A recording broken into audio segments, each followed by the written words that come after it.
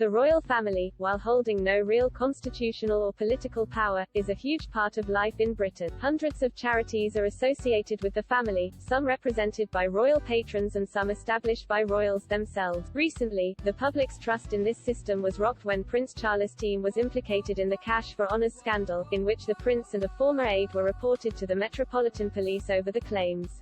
Clarence House has said it and the Prince of Wales had no knowledge of the alleged scandal and fully supports the investigation now underway by the Prince's Foundation. But the allegations raised the issue of cash for honours, and whether the royals are kept in the dark by their staff. The sale of honours or peerages is illegal under the Honours, Prevention of Abuses, Act 1925, put in place after British Prime Minister David Lloyd George was severely embarrassed peddling honours for party funds. And a source has told Express.co.uk the practice is still ongoing. Howard Hodgson, a royal biographer, said, "Cash for honours has been around as long as the monarch. In past times the king or queen of the day would dish out honours in exchange for cash." He added that, in current times and with the example of Prince Charles, these huge amounts do not go to him, but towards helping thousands of underprivileged young people who benefit from the Prince's trust or other charities he has set up. Mr. Hodgson said that, in the case of Prince Charles, he must be aware of the fact that it happens. He said, "I warned him of these dangers 30 years ago."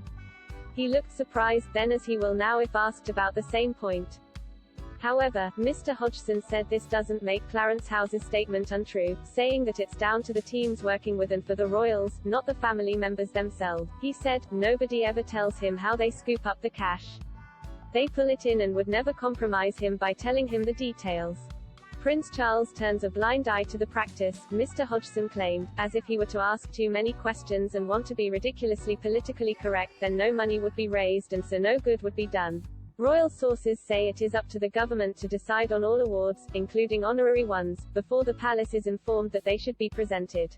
A spokesperson for the Cabinet Office told Express.co.uk, rigorous processes are in place to protect the integrity of the honours system, which is designed so that no one person can offer, or guarantee, an honour. Scotland Yard has now received 2 requests to investigate the allegations against the Prince and his former valet, Michael Fawcett. The pressure group Republic reported Charles and Mr. Fawcett on suspicion of breaching the law, and Norman Baker, the former Liberal Democrat MP, has also asked Dame Cressida Dick, the Met Commissioner, to open an investigation. That newspaper reported a 2017 letter, written when Mr. Fawcett was chief executive of the Dumfries House Trust, in which he said the charity was willing and happy to use its influence to help Mr. Mahfouz in light of his generosity.